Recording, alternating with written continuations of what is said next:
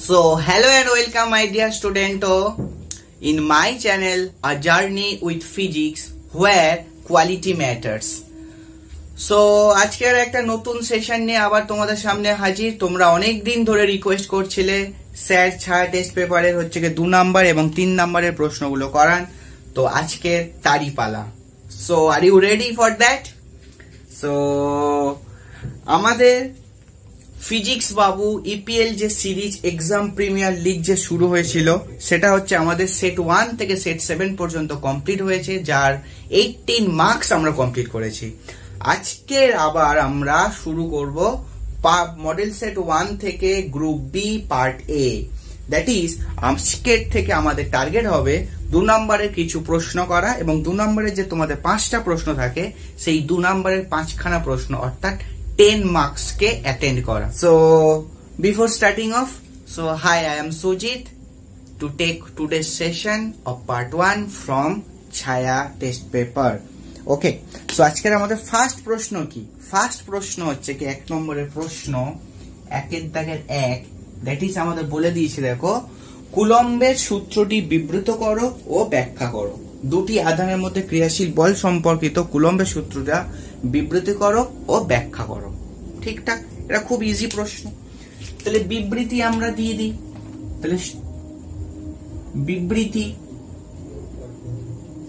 বিবৃতি হলো কি না, কুলম্বের সূত্রানুযায়ী কুলম্বের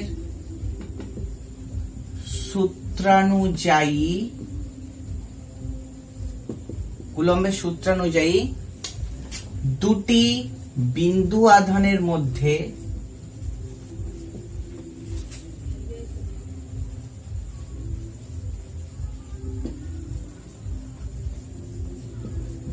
ক্রিয়াশীল আকর্ষণ বা বিকর্ষণ বল, কুলম্বের সূত্র যে দুটি বিন্দু আধানের মধ্যে, এই দুটো বিন্দু আধানের তলায় আন্ডারলাইন করো, বিকজ দুটো বিন্দু আধানটা খুব ভেরি ভেরি ইম্পর্টেন্ট একটা ওয়ার্ড। দুটো বিন্দু আধান না লিখলে তোমাদের কিন্তু নাম্বারটা 0 বসাবে, বিকজ বিন্দু আধানটা কথাটা ভেরি ভেরি ইম্পর্টেন্ট। ক্রিয়াশীল আকর্ষণ বা বিকর্ষণ বল আধান দুটির গুণফলের সমানুপাতিক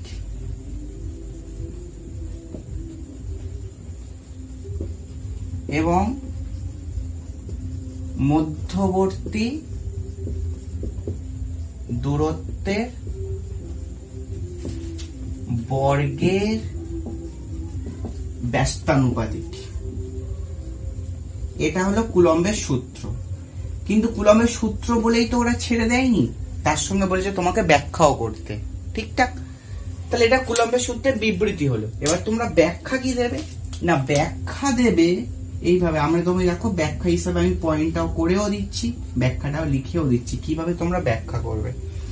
ব্যাখ্যাটা এইভাবেই করবে, তোমরা এখানে দুটো বিন্দু আধান নেবে, এটা Q1 নাম দিলে, এটা Q2 নাম দিলে, মধ্যবর্তী দূরত্বকে R ধরলে। ঠিকঠাক, তাহলে এবারে লিখবে অতএব কুলম্বের সূত্রানুযায়ী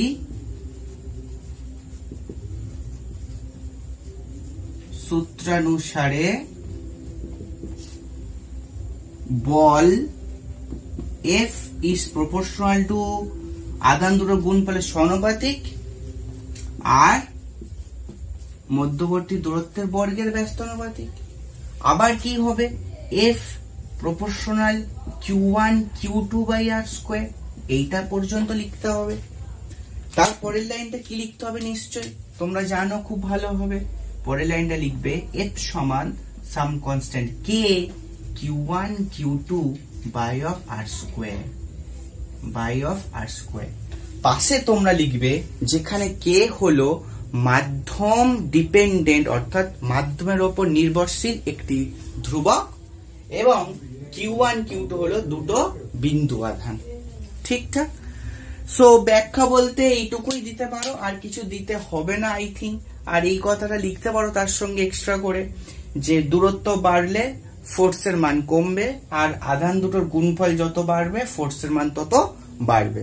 যে সেই স্টেটমেন্টটা লেখা আছে সেই স্টেটমেন্ট অনুযায়ী তোমাকে ব্যাখ্যা করতে হবে। তাহলে এই ডায়াগ্রামটার সাথে তুমি যদি ওই কথাটা অ্যাড করে দিতে পারো, তাহলে 1 + 1 দ্যাট ইজ 2 নাম্বার আছে, ব্যাখ্যার জন্য 1 আর সূত্রের বিবৃতির জন্য 1, এই 2 নাম্বার। আর যদি কেউ এটাও করতে পারো তাহলে তো আরো ভালো হয়, সোনাই সোহাগা। সোনাই সোহাগা এটাকে দূরত্ব যদি বলো আর এটাকে যদি এফ বলো, তাহলে হচ্ছে কি ফোর্স 1/r²। তাহলে ফোর্স হলো 1/r², এইভাবে ফল করবে। ঠিক আছে, তাহলে এফ ভার্সেস আর গ্রাফ, এটা হলো কুলম্বের সূত্রের গ্রাফ। ঠিক, কেউ এটাও দিয়ে দিতে পারো তার সঙ্গে। Got it? ক্লিয়ার? চলো নেক্সট প্রশ্নে যাওয়া যাক। ততক্ষণ আমরা মুছে দিই। তোমাদের লেখা কমপ্লিট হয়েছে, পজ করে তোমরা লিখে নাও। ফস করে নয়, পজ করে তোমরা লিখে নাও। ঠিকঠাক? সো চলো মুছে দিলাম। हमने तो मुझ दिया, इसको मिटा दिया। तो जब मिटाने का वक्त आया, अब शुरू करने की भी वक्त आएगा। प्रश्न number 2 in your screen I am talking to you. So একটি কার্বন রোধকের ওপরে আঁকা চিহ্নিত 4টি বলয়ের বর্ণ হলো লাল, বাদামি, কমলা, সোনালী। তাহলে এ স্থানে আছে লাল। আচ্ছা, তোমাদের এইটা করার আগে তোমাদের আগে একটু শিখিয়ে দিই, তাই না? তোমাদের আগে একটু শিখিয়ে দিই 2-এর দাগেরটা। দেখো, তোমরা জানো নিশ্চয়ই ওই সংকেতটা B B Roy got back very good wife, তাই তো? So B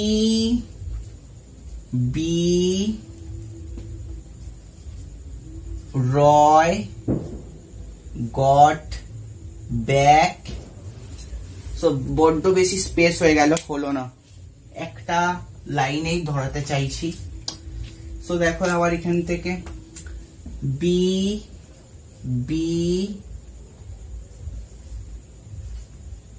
Roy got back very good wife.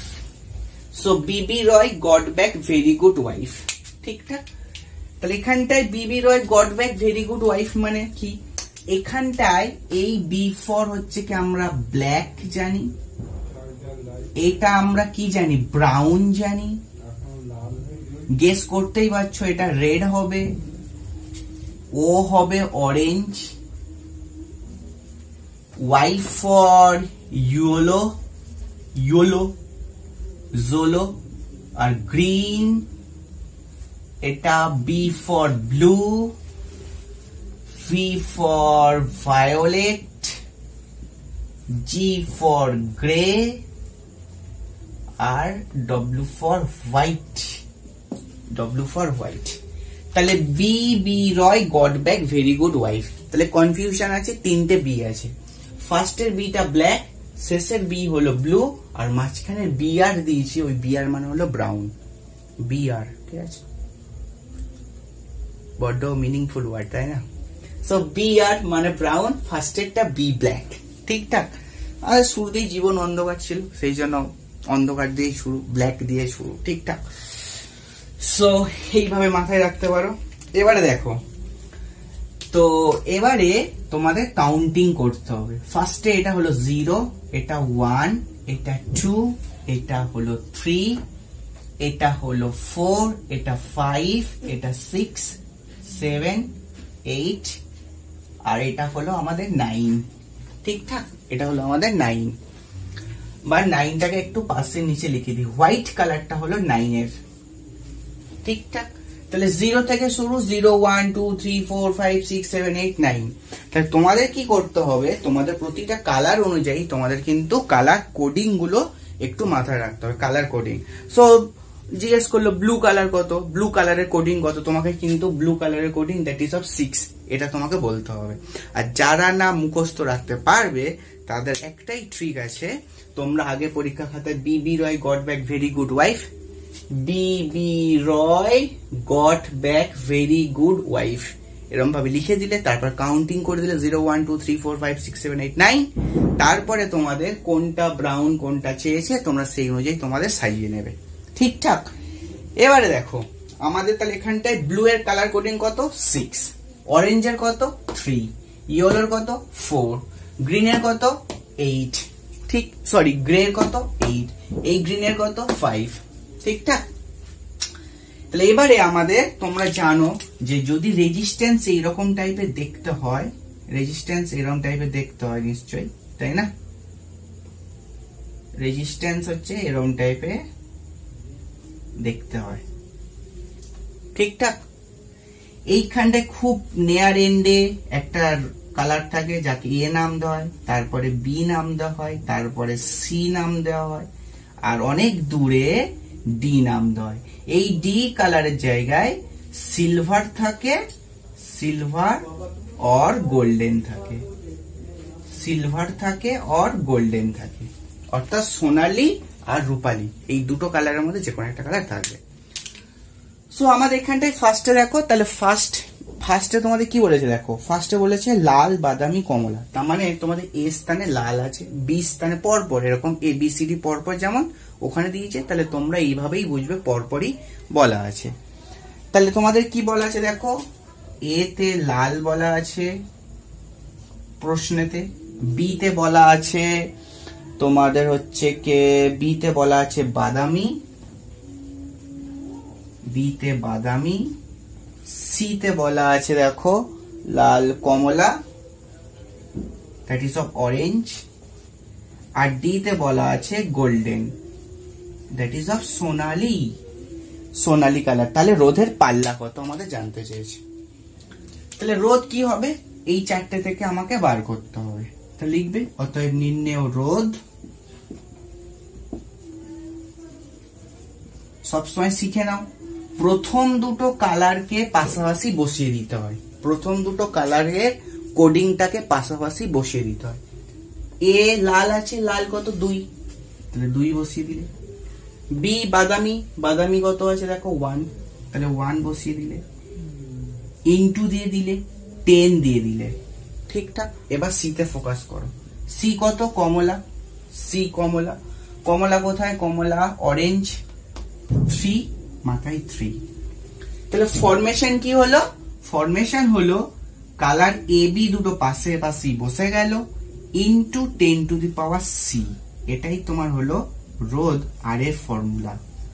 আর এ আর সমান A B into 10 to the power C, A B কে যেন গুণ করে দিন, ওরা পাশাপাশি বসে যে নাম্বারটা দেবে, ধরো 2 1 বসলো তাহলে 21, 2 2 বসলো তাহলে 22, ঠিকঠাক। তাহলে এত ওহম হলো, তাহলে 21 into 10 to the power 3 ohm that is 21 kilo ohm, এটা হলো রোধ এসছে। এবারে ডিটারও একটা রোল আছে, ডিটার রোল কি না, ডিটা হলো আমাদের পাল্লা দেয়, অর্থাৎ এটা আমি মুছে দিচ্ছি, ডিটা হচ্ছে আমাদের টলারেন্স দেয় বা সহনশীলতা দেয়, ঠিক আছে। সরি, ডিটাতে আমাদের একটা পাল্লা দেয়। ডিতে কি কালার ছিল সোনালী, সোনা, তাই তো, সোনার দাম বেশি, তাহলে খাদ কত হবে কম থাকবে, তাহলে ওর ত্রুটি হচ্ছে কি 5%, এইভাবে মাথায় রাখবে। তাহলে যার দাম বেশি তার খাদ কম, আর যার দাম কম তার খাদ বেশি। সিলভার, সিলভার হচ্ছে দাম কম খাদ বেশি 10%, ঠিক আছে, ব্যবসা না তো লাভ হবে না। আর ডি সোনালী আছে দ্যাট ইজ খাদ কম দাম বেশি, ওই জন্য সোনার দাম বেশি তোর উপর থেকে, তাহলে ডি ওই জন্য 5% টলারেন্স দেয়। কার 5%? মূল রোধের 5%, ঠিকঠাক। তাহলে অতএব লেখো, আচ্ছা তোমরা এখানটা বার করে নাও ডেল্টা আর হিসাবে, ঠিক আছে, ডেল্টা আর হিসাবে। তাহলে 21 into 10 to the power 3 into 5%, 5%, ঠিকঠাক। 21 ইন্টু 10⁻³ ইন্টু 5%, তাহলে ডি সোনালী কালারের জন্য 5% টলারেন্স, কার না মূল রোধের। তাহলে দেখো 21, এখানে 3টে শূন্য হবে নিশ্চয়ই, আর ইন্টু 5/100, দুটো শূন্য কাটলো, 21 আর 5 গুণ করলে 105, আর পাশে একটা শূন্য, এত ওহম, তাহলে 1050। তাহলে অতএব পাল্লা সমান সমান 21,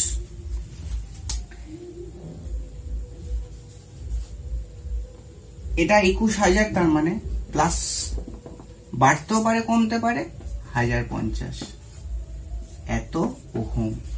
ঠিক, তো এই রোধের পাল্লাটা হচ্ছে এইটা। এবারে তোমরা এইটা একটা জিনিস করতে পারো, 21,000 থেকে একবার বিয়োগ করে যেটা হবে সেটা লিখবে, আর 21,000 সঙ্গে যোগ করে এটা যেটা হবে সেটা লিখবে। তাহলে বিয়োগ করে অত থেকে যোগ করে অত পর্যন্ত, ওটা হবে পাল্লা, বা সিম্পল এই অবস্থায় রেখে দিলেও হবে। তাহলে নির্ণয় রোধের পাল্লা হবে এইটা। ঠিকঠাক, চলো এবারে আমাদের 2 অর, এটা 2 দাগের ডাইরেক্ট প্রশ্নটা হলো, আই হোপ তোমাদের ক্লিয়ার। 2 দাগের অর, পোটেনশিওমিটারের সুবেদিতা কিভাবে বৃদ্ধি করানো যায়, এটাও ভেরি ভেরি ইম্পর্টেন্ট প্রশ্ন, হ্যাশট্যাগ ইম্পর্টেন্ট বলে লেখো। 2 দাগের অর হ্যাশট্যাগ, তাড়াতাড়ি দিচ্ছি কেন, হ্যাশট্যাগ ইম্পর্টেন্ট।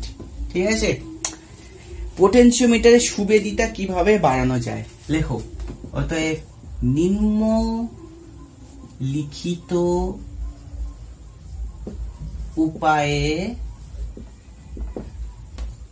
বৃদ্ধি করা যায়। তোমরা এইটার আগে একটা জিনিস লিখবে, এখানে শূন্যস্থান দিয়ে দিলাম। নিম্নলিখিত উপায়ে পোটেনশিওমিটারের সুবেদিতা বৃদ্ধি করা যায়। কে লিখছে অত, বড্ড হাত যন্ত্রণা করছে, আর কালিও খরচা হয়ে যাচ্ছে। তাহলে 1 নম্বর কি হবে, 1 নম্বরে পোটেনশিওমিটারের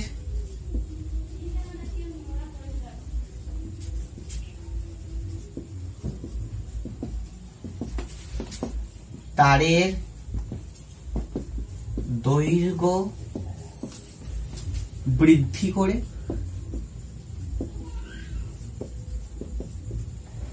আর 2 নম্বর রিওস্ট্যাটের সাহায্যে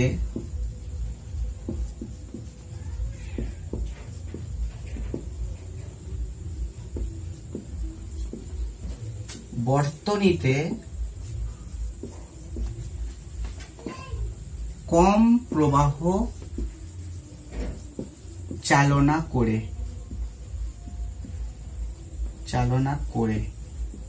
আর 3 নম্বর হতে পারে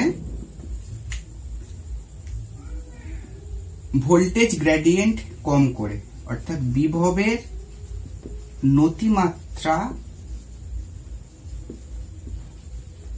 কম করতে হবে। এইগুলো করলে আমাদের পোটেনশিওমিটারের সুবেদিতা বৃদ্ধি করানো যাবে। ঠিকঠাক, ঠিক, আই হোপ ক্লিয়ার। সো এবার দেখো নেক্সট কোশ্চেন, একটি গ্যালভানোমিটারকে কিভাবে অ্যামিটারে রূপান্তরিত করা যায়, তাই তো? তাই এটা আমাদের একটা তড়িৎচুম্বকত্ব সেকশনের প্রশ্ন, যেটাও কিন্তু ভীষণ ভীষণ ইম্পর্টেন্ট প্রশ্ন। কি করে একটা গ্যালভানোমিটারকে অ্যামিটারে করবে এবং কি করে একটা গ্যালভানোমিটারকে তোমরা হচ্ছে কে ভোল্ট মিটারে কনভার্ট করতে পারো, এই দুটো প্রশ্ন ভীষণ ভীষণ important for your upcoming HS examination. ঠিকঠাক, এখন এইচএস এক্সাম হবে কি হবে না সেটা নিয়ে মাথা ব্যথা করে লাভ নেই। তোমাদের এইচএস এক্সাম আপাতত যা খবর সেটা নোটিশ, সেটা হবে। তো মোস্ট প্রবাবলি হয়তো বন্ধ হয়ে যেতে পারে, ক্যান্সেল হতে পারে বা পোস্টপোন হতে পারে, যাই হোক তোমরা কিন্তু প্রিপারেশন জোর কদমে করতে থাকো। ঠিকঠাক, তো একটা গ্যালভানোমিটারকে আমরা কিভাবে অ্যামিটারে রূপান্তরিত করব, ঠিক এটাই আমাদের প্রশ্ন। তো দেখে নাও, গ্যালভানোমিটার হচ্ছে কি আমরা ধরে নিলাম এরকম টাইপের একটা গ্যালভানোমিটার যার রোধ হলো জি, এবং গ্যালভানোমিটার হচ্ছে কি একটা অত্যন্ত তড়িৎ সেন্সিটিভ যন্ত্র যার ভেতর দিয়ে উচ্চ প্রবাহ গেলে সেটা হচ্ছে ক্ষতি হতে পারে বা পুড়ে যেতে পারে, তাই তো? সেই জন্য এই গ্যালভানোমিটারকে আমরা অ্যামিটারে রূপান্তর করব। অ্যামিটার মানে কি? অ্যামিটার মানে হলো, ফার্স্ট অফ অল কনসেপ্টটা ভালো করে খেয়াল করো। এখানটায় গ্যালভানোমিটার হচ্ছে কি একটা নির্দিষ্ট মানের তড়িৎ প্রবাহ মাত্রা মাপতে পারে, ঠিক? এবার এর ওপরে যদি তড়িৎ প্রবাহ হয় তাহলে সেটা পুড়ে যেতে পারে, কিন্তু ওর বিলো যে সার্টেন লেভেল থাকবে বা ক্রিটিক্যাল লেভেল থাকবে তার বিলোতে সে কারেন্ট কিন্তু যদি ফ্লো হয় তাহলে সে তাকে পরিমাপ করবে এবং তাতে গ্যালভানোমিটারের কোনো ক্ষতি হবে না।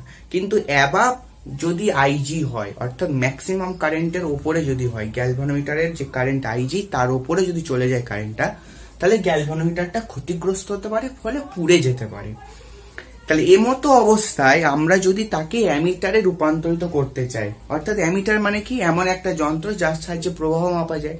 এবার তুমি নিশ্চয়ই এমন একটা প্রবাহ মিটার তৈরি করবে বা অ্যামিটার তৈরি করবে নিশ্চয়ই, সেটা নিশ্চয়ই সামান্য 1 অ্যাম্পিয়ার কি 2 অ্যাম্পিয়ার হাইয়েস্ট প্রবাহ মাপবে এরকম তো নিশ্চয়ই নয়। আমি একটা ওয়েট মেশিন তৈরি করব, ওর সাহায্যে যাতে ম্যাক্সিমাম ওয়েট মাপা যায়, up to 50 KG, up to 100 KG পর্যন্ত যদি ওয়েট মাপতে পারি, তাহলেই তবে যন্ত্রের এফিসিয়েন্সি তাহলে তার বাড়বে, ঠিক? তাহলে অ্যামিটারে রূপান্তরিত করতে হবে বা অ্যামিটারে কনভার্ট করতে গেলে অন্তত পক্ষে একটা তার রেঞ্জ চাই বা পাল্লা চাই, যত দূর পর্যন্ত সেই অ্যামিটারটা হচ্ছে কি আমাদের কারেন্টকে মাপতে পারবে, ঠিকঠাক? অ্যামিটারটা কারেন্ট মাপতে পারবে। কিন্তু গ্যালভানোমিটার কি আবার হাইয়েস্ট কারেন্ট যদি যায় তাহলে সে কিন্তু পুড়ে যেতে পারে। তাহলে আমাদের উভয় সংকট আছে।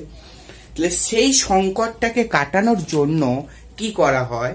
ধরো তোমাদের এখানটা একটা এটা হচ্ছে তোমাদের মেন রাস্তা, এটা ধরো grand tank road, GT road, ঠিকঠাক?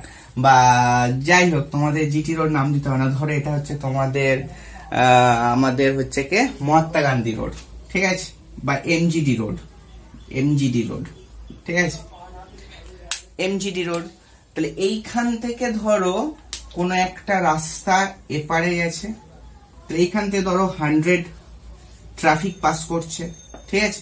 কিন্তু এই যে সরু রাস্তাটা এপার দিয়ে যাবে, সেই রাস্তায় কিন্তু 100 ট্রাফিক পাস করতে পারবে না, ঠিক আছে? ধরো এইখানটা কোনো একটা ডেস্টিনেশন আছে, এইখানে কোনো একটা ডেস্টিনেশন আছে। তাহলে এইখান থেকে যদি আমি ডাইরেক্ট 100 জন ট্রাফিককে এই পাতে পাস করিয়ে দিই, তাহলে কিন্তু এই রাস্তার ক্যাপাসিটি নেই কিন্তু 100 জন ট্রাফিককে সে পাস করতে পারে, বিকজ এইটা ধরো একটা সরু পাতলি গলি, ঠিক আছে? পাতলি গলিতে অতজন কিন্তু পাস করতে পারে না। তাহলে আমাদের কি করা উচিত? আমাদের তখন হচ্ছে বাইপাস খোঁজা উচিত, তাই না? আমাদের বাইপাস কেন করি? তাহলে ধরো এইখান থেকে একটা বাইপাস করে দিলাম, ঠিক? বাইপাস করে দিলাম। তাহলে 100 ট্রাফিকটা ধরো এখন দুটো ভাগে ভাগ হয়ে গেল। ধরো 200 জন এখানে গেল, বাকি 800 জন এখানে কিন্তু পাস করলো। তাহলে 200 জন এখানে ডেস্টিনেশনে পৌঁছালো, এদিক দিয়ে আবার এই রাস্তা দিয়ে 800 জন কিন্তু এখানে পৌঁছালো। তারপরে যদি এইখান থেকে আবার একটা বড় রাস্তা তৈরি হয় বা ওরম চওড়া রাস্তা তৈরি হয়, তাহলে কিন্তু 800 প্লাস 200 1000 জন ট্রাফিক বা 1000 জন পার্সন কিন্তু এখান থেকে পাস করে যেতে পারে, ঠিক আছে? পাস করে যেতে পারে। ফলে কিন্তু আমাদের কোনোটাই লঙ্ঘিত হয়নি, অর্থাৎ এমজি রোডে 100 জন ট্রাফিক ঢুকেছে, এখান থেকেও 100 খানা ট্রাফিক পাস করেছে। মাঝখানে কি করা হয়েছে? এখানে একটা বাইপাস করে দেওয়া হয়েছে, এবং যে বাইপাসে এই ছোট পাতলি গলিটা কেবলমাত্র 200 জন ম্যাক্সিমাম সাপোর্ট করতে পারে, সেই 200 জনই কিন্তু এইটার ভিতর দিয়ে পাস করেছে, ঠিক? আমরাও এখানে সেই রকম একটা অ্যাপ্রোচ করব, ঠিক? এখানেও আমরা সেই রকম অ্যাপ্রোচই একটা করব। ধরো গ্যালভানোমিটার হচ্ছে কি আমাদের 1 অ্যাম্পিয়ার হাইয়েস্ট কারেন্ট মাপতে পারে, কিন্তু হাইয়েস্ট। কিন্তু আমরা এই গ্যালভানোমিটার থেকে যখন অ্যামিটারে কনভার্ট করব, সেই যে অ্যামিটারটা হবে আমি তাকে করতে চাই ধরো তার 10 গুণ পাল্লার, অর্থাৎ তাকে আমি 10 অ্যাম্পিয়ার প্রবাহ মাপতে পারে এমন একটা যন্ত্র হিসাবে বানাতে চাই। তাহলে আমাকে কি করতে হবে? সিম্পল, এই জি এর ভেতর দিয়ে, অর্থাৎ গ্যালভানোমিটারের মধ্যে দিয়ে সরু পাতলি গলিটার ভেতর দিয়ে 1 অ্যাম্পিয়ারের প্রবাহ পাস করাতে হবে, আর বাকি 9 অ্যাম্পিয়ারের প্রবাহটা কিন্তু আমাকে বাইপাস করে পাঠাতে হবে, ঠিক? বাইপাস করে পাঠাতে হবে। সেই জন্য কি করা হয়? গ্যালভানোমিটারের সঙ্গে একটা সমান্তরালে একটা ক্ষুদ্র মানের রোধ এস যোগ করা হয়, জেএস কে আমরা কি বলি না শান্ট বলি, তাই না? জেএস কে আমরা কি বলি শান্ট বলি। তাহলে এখান থেকে যদি টোটাল কারেন্ট আই ঢোকে সাপোজ 10 অ্যাম্পিয়ার, এখানে যদি সাপোজ 10 অ্যাম্পিয়ার কারেন্ট ঢোকে, এইখান দিয়ে পাস করলো 1 অ্যাম্পিয়ার এবং বাকি 9 অ্যাম্পিয়ার এইখান দিয়ে পাস করবে। সেইভাবেই আমরা সার্কিটটাকে ডিজাইন করব, এবং এই যে টোটাল যে সিস্টেমটা হলো গ্যালভানোমিটার আর শান্টের সমান্তরাল সমবায়ের, এই পুরো সিস্টেমটাকেই আমরা বলবো হচ্ছে কি অ্যামিটার এ। এই পুরো সিস্টেমটাকে আমরা বলবো অ্যামিটার এ। তার মানে অ্যামিটার মানে কি না, গ্যালভানোমিটারের সঙ্গে যদি সমান্তরাল সমবায় কোনো একটা ক্ষুদ্র মানের রোধ যোগ করা হয়, তাহলে যে সিস্টেমটা তৈরি হবে বা যে ইকুইপমেন্টটা তৈরি হবে তাকেই আমরা বলবো অ্যামিটার। ওকে, ঠিকঠাক।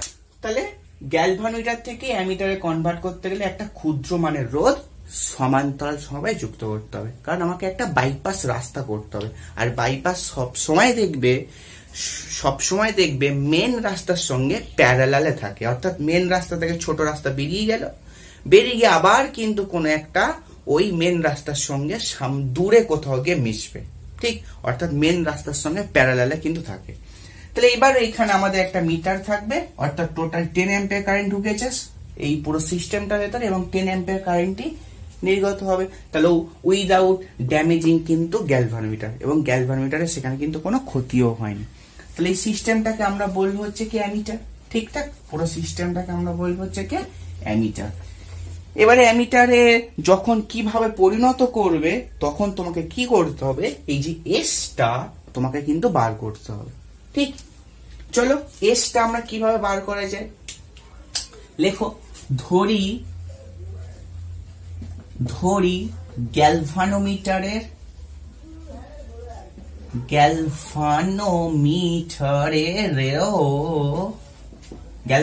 রোধ সমান জি, ঠিক? এবং এর সর্বোচ্চ প্রবাহ সমান আইজি, ঠিকঠাক। এটা কিন্তু আমরা সাপোজ ধরে নিয়েছি, হ্যাঁ? তাই সুতরাং এটাকে মুছে দাও। তাহলে এইখান থেকে টোটাল আই কারেন্ট ঢুকছে, এইটার ভেতর দিয়ে গ্যালভানোমিটার ভেতর দিয়ে আইজি কারেন্ট পাস করছে, এবং এইটার ভেতর দিয়ে যে কারেন্ট পাস করছে সেটাকে বলছি আমরা আইএস, শান্ট প্রবাহ। এবং শান্টের রোধ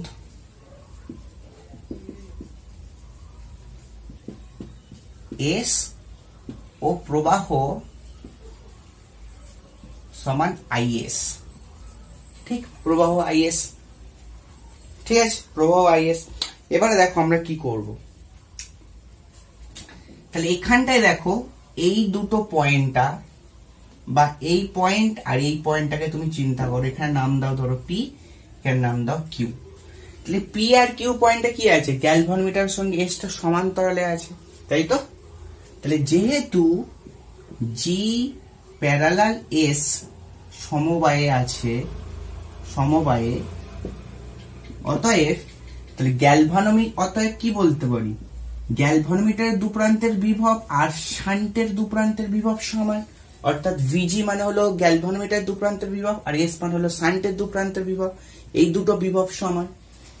ভিজিটাকে তুমি কিভাবে লিখতে পারো, আইজি ইন্টু জি দ্বারা, এবং ভিএস টাকে লিখতে পারো তুমি আইএস ইন্টু এস দ্বারা। অর্থাৎ শান্টের রোধ এবং শান্টের প্রবাহ মানে শান্টের দু প্রান্তের বিভব। বা এবার কি করতে পারো, দেখো তোমাদের এই এস টাকে ফোকাস করতে হবে, তাহলে এস বার করতে হবে। তাহলে IG by is into G সমান এস লিখতেই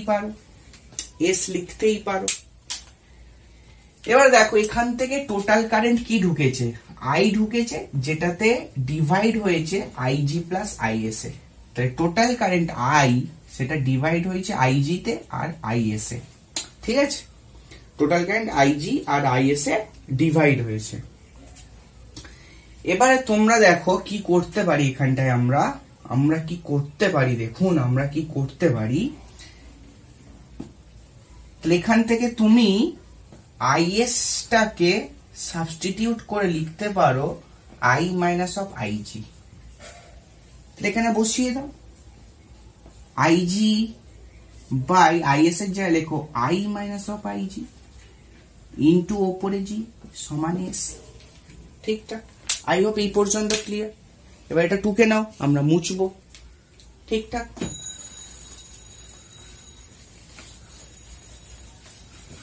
এবার কি করতে পারি দেখো, এবার কি করতে পারি।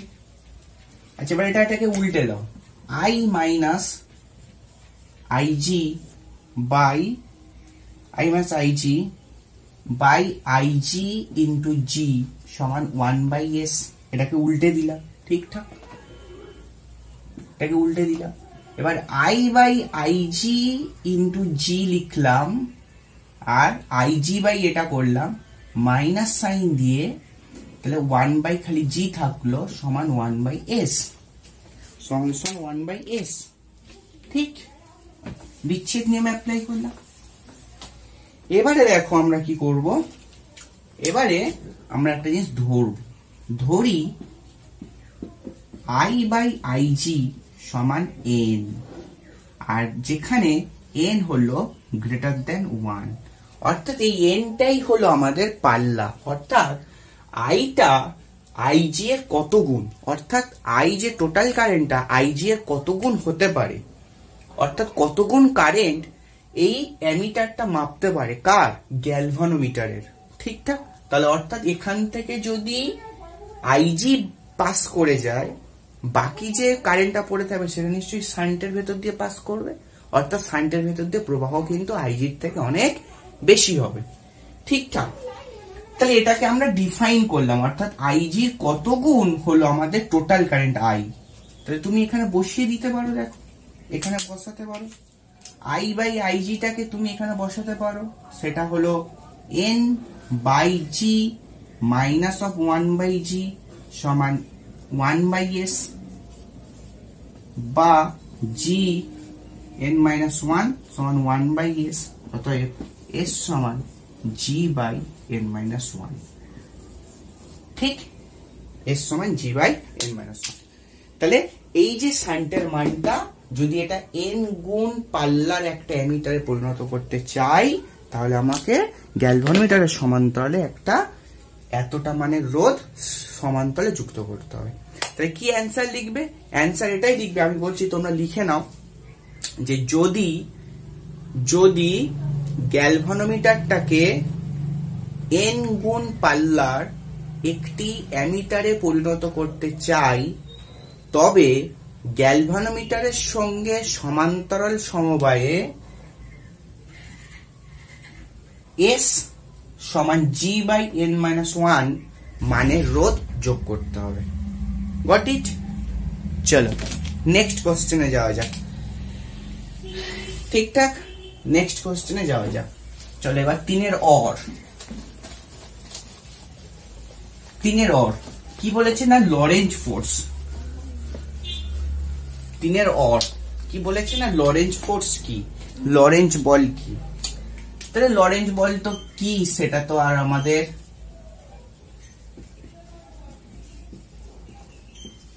কি লিখতে হবে, শুধু লিখেই দিচ্ছি, দেখে নাও এটা 3 অর। লেখো, যদি কিউ মানের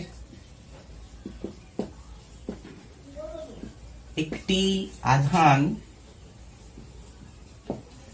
তড়িৎ চুম্বকীয় ক্ষেত্রে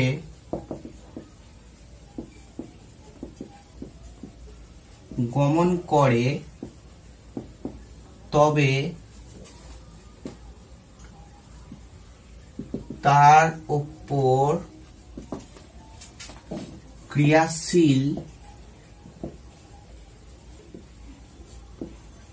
লরেঞ্জ বল, তারপর ক্রিয়াশীল বলকে লরেঞ্জ বল বলে। ঠিক আছে? এবার দেখো কি লিখবে, অতএব এফ সমান q E vector plus of q v cross of B vector. এইটাকে লিখবে আমরা এফ ই প্লাস অফ লিখবে এফ এম, এখানে ভেক্টর সাইন অ্যাপ্লাই করবে। পাশে লিখবে এফ ই হলো লরেঞ্জ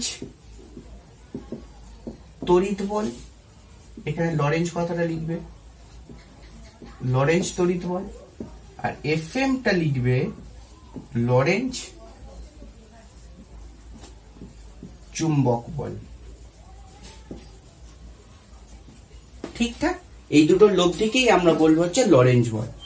পুরো এইটুকু লিখবে, আর যেখানে ই লিখবে তড়িৎ ক্ষেত্র। তোমাকে সব কিছু দিয়ে আইডেন্টিফাই করতে হবে। ফিজিক্সে এমন কোনো লেটার থাকবে না যেটা যেন স্যারের কাছে আননোন হয়ে থাকে, আর এটা হবে চৌম্বক ক্ষেত্র। আর ভি হলো আধানের বেগ। ব্যাস, এই পুরোটা যদি তুমি লিখতে পারো, স্যার তোমাকে 2 দেবে, এর বেশি দেবে না। ঠিকঠাক, সো এই পর্যন্ত লিখতে পারলে 2 কনফার্ম। তাহলে যদি কোনো কিউ মানের একটি আধান তড়িৎ চুম্বকীয় ক্ষেত্রে গমন করে, তবে তার উপর ক্রিয়াশীল বলকে লরেঞ্জ বল বলা হয়। অর্থাৎ লরেঞ্জ বল এফ সমান এইটা এটা এটা এটা এটা এটা। ঠিক আছে, ব্যাস এইটুকু বলকে লরেঞ্জ বল বলা হয়, এবং তার রাশিমালাও দিয়ে দিয়েছি, দিলেই তোমরা 3 3 পেয়ে যাবে। চলো এর পরের প্রশ্নে যাওয়া যাক, 4 নম্বরের প্রশ্ন। চলো 4 দাগের প্রশ্নটা দেখো, বলে দিয়েছে প্রকৃত গভীরতা ও আপাত গভীরতার সঙ্গে প্রতিসরাঙ্কের সম্পর্ক। সো এই প্রমাণটা আমরা করব না, তোমরা সবাই জানো, কিন্তু প্রমাণটা সম্পর্কে আমি একটু ডিসকাস করে দিচ্ছি। ঠিক আছে, ধরো এটা একটা বিভেদ তল, চোখ হচ্ছে কি এখন কোথায়? লঘু মাধ্যমে। চোখ হচ্ছে কি লঘু মাধ্যমে, আর বস্তু কোথায়? বস্তু হচ্ছে কি ঘন মাধ্যমে। এটাকে μ2 ধরা হয়, এটাকে μ1 ধরা হয়, তাই না? μ1 ধরা। এখান থেকে সোজা লাইট গেল, সোজা পাস করে চলে যাচ্ছে। কেউ যদি একটু তির্যক ভাবে পড়ে তাহলে এরকম বেঁকে চলে যায়, তাই তো? তাহলে এইখানটা থেকে মনে হয় যেন এই পিতে থাকা প্রকৃত বস্তুটা পি প্রাইমে চলে এসছে, তাই তো? কারণ তখন আমরা এইখান থেকে চোখ দিয়ে দেখি, ঠিক এখান থেকে আমরা চোখ দিয়ে দেখি, ঠিকঠাক। তো আর এইটা আমাদের কি হয়? অভিলম্ব হয়। এটা আমাদের কোণ আপাতন কোণ আই হয়। এইটা আমাদের প্রতিসরণ কোণ আর হয় পুরো। এটাও আমাদের প্রতিসরণ কোণ, এটা প্রতিসরণ কোণ আর হয়, আর এটা আমাদের আপাতন কোণ আই হয়। ঠিক এইরকম সম্পর্ক করার পরে, এইখান থেকে একটু ক্যালকুলেশন করার পরে তোমরা এই রিলেশনটা খুঁজে পাও। প্রতিসরণ কোণ mu equals to d by d prime, যেখানে ডি হলো প্রকৃত গভীরতা আর এই ডি প্রাইম হলো আমাদের আপাত গভীরতা। ঠিক এইটা পাবে, ঠিক এইটা পাবে। এটা তোমরা স্নেলের সাধারণ সূত্র, এখানে একটা স্নেলের সূত্র অ্যাপ্লাই করে এই মাধ্যমটা এই মাধ্যমে যখন লাইট যাচ্ছে তোমরা সেভাবে অ্যাপ্লাই করে করো। তো এই প্রমাণটা আমরা করব না, কারণ এটা অনেক বড় প্রমাণ। ঠিকঠাক, তোমরা পরীক্ষার সময় যদি 3 নম্বরের পরে তবেই এটা করার চেষ্টা করবে, আদারওয়াইজ কিন্তু এসকেপ করে দেওয়ার চেষ্টা করবে, এড়িয়ে যাওয়ার চেষ্টা করবে। কারণ 2 নম্বরের প্রমাণ এত সময় নষ্ট করা যাবে না, কারণ তোমাকে সেখানে ল্যাঙ্গুয়েজে লিখতে হবে কোনটা পি, কোনটা পি প্রাইম, কোনটা আপাত গভীরতা, কোনটা প্রকৃত গভীরতা, দিস ইজ আপাত গভীরতা, দিস ইজ প্রকৃত গভীরতা, পুরোটা, তাই তো? এখানে আপাতন কোণ আই, প্রতিসরণ কোণ আর, এটা কেন হয়, অনুরূপ কোণ, একান্তর কোণ, এই সমস্ত করে সবকিছু করতে হয়। সো আমরা এই ডিটেলস প্রমাণটাতে যাচ্ছি না, আমরা জাস্ট শুধু সম্পর্কটা লিখে দিয়েছি, মিউ সমান ডি বাই ডি প্রাইম। এবার একটা ট্রিক আছে মনে রাখার সুবিধার জন্য। দেখো চোখ কোথায় আছে? এখানটায় চোখ ওপরে আছে, লঘু জিনিসটা ওপরে, ঘন জিনিসটা নিচে। চোখ যখন ওপরে থাকে তখন প্রকৃত জিনিসটাও ওপরে বসে, অর্থাৎ মিউ সমান ডি বাই ডি প্রাইম। এইভাবেও মাথায় রাখতে পারো। আর একটা ভাবে মাথায় রাখতে পারো যে প্রতিসরাঙ্ক ঘন মাধ্যমে কখনো কিন্তু একের থেকে ছোট হয় না। এটা ডি, প্রকৃত গভীরতাটা কিন্তু বড় হয়, তাই না? প্রকৃত জিনিসটা বড়, আপাত গভীরতাটা ছোট। তাহলে উপরে জিনিসটা বড় হলে তবেই তো গ্রেটার দেন 1টা আসবে। উপরে 5 হলে নিচে 3 হলে তবেই তো গ্রেটার দেন 1 আসবে, ঠিক? তাহলে প্রকৃত জিনিসটা উপরে বসবে, ঠিকঠাক। চলো নেক্সট আমরা করি লেন্স নির্মাতার সমীকরণটি লেখো। লেন্স নির্মাতার সমীকরণটা লেখো বলেছে। এইটা আমি ভালোভাবে লিখে দিচ্ছি, দেখো 2 নাম্বার কিভাবে তোমরা পেতে পারবে। লেন্স নির্মাতার সমীকরণটা লিখেই শুধু ছেড়ে দেবে না, ঠিক আছে? ঠিক, তোমরা লিখবে যে সমীকরণটি হলো লেন্স নির্মাতার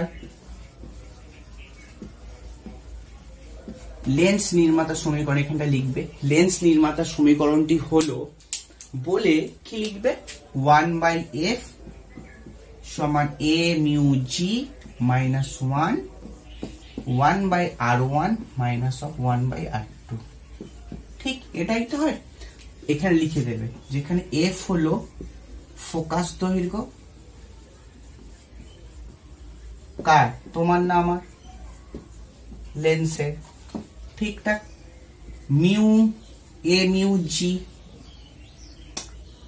প্রতিসরাঙ্ক, কার? লেন্সের। r1টা কি? লেন্সের প্রথম তলের বক্রতা ব্যাসার্ধ, ঠিক। আর r2 হলো লেন্সের দ্বিতীয় তলের বক্রতা ব্যাসার্ধ। r2 হলো লেন্সের দ্বিতীয় তলের বক্রতা ব্যাসার্ধ।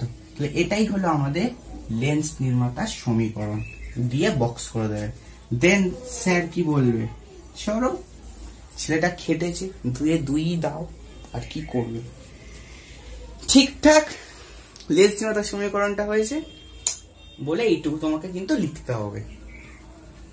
তোমাকে কিন্তু সংজ্ঞা চাইনি, সংজ্ঞা দিতে হবে না, ঠিক আছে? আর যদি কেউ সংজ্ঞা দিতে চাও, দিতে অবশ্যই পারো। সংজ্ঞা কি?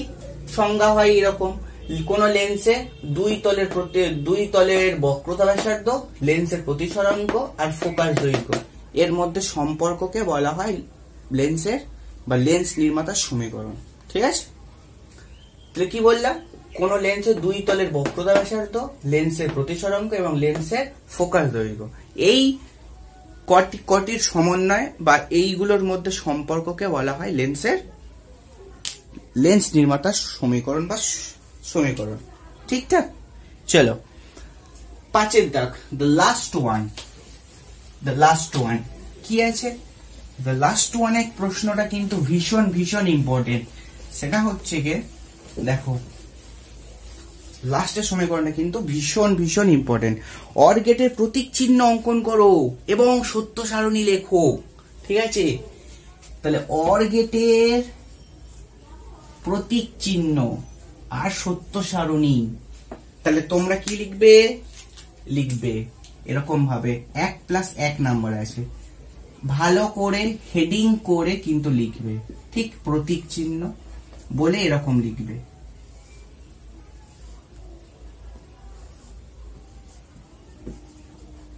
এ और বি, এখানে এ দিলে এখানে বি দিলে, নিচে লিখবে 2 ইনপুট और গেটের প্রতীক চিহ্ন, ঠিকঠাক। 2 और গেটের প্রতীক চিহ্ন, ঠিকঠাক। এইটুকু করবে। এবার ট্রুথ টেবিলের সময় কি করবে? ট্রুথ টেবিলের সময় চলো দেখিয়ে দিই। তাহলে এ, আচ্ছা ফার্স্টে ইনপুট লিখতে হয়, ইনপুট আউটপুট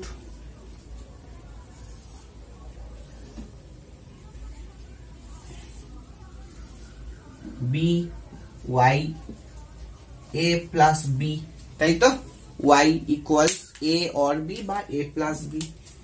00 11 01 01 0 1 1 1, এটা ক্লোজ করে দিলে নিচে লিখবে টু ইনপুট অর গেট সত্য সারণী, বা এখানেও লিখতে পারো সত্য সারণী। কেউ ট্রুথ টেবিল কথাটা লিখবে না, ট্রুথ টেবিল মানেই সত্য সারণী, কিন্তু যেহেতু বইতে ট্রুথ টেবিল কথাটা বলেনি, সত্য সারণী দিয়েই বলেছে প্রশ্নটা, সত্য সারণী লেখার পর ব্র্যাকেটে ট্রুথ টেবিল লিখতে পারো, ঠিকঠাক? তাহলে টু ইনপুট অর গেটের সত্য সারণী, ঠিক, টু ইনপুট অর গেটের তলায় লিখবে সত্য সারণী। এইভাবে করলেই তোমরা এখানটার জন্য 1 আর এখানকারের জন্য 1, দ্যাট ইজ 1 1 2 পাবে। ঠিক, যত পরীক্ষার সময় এমন ভাবে লিখবে অ্যান্সার যাতে কোনো না কোনো सब पेन गिर गया।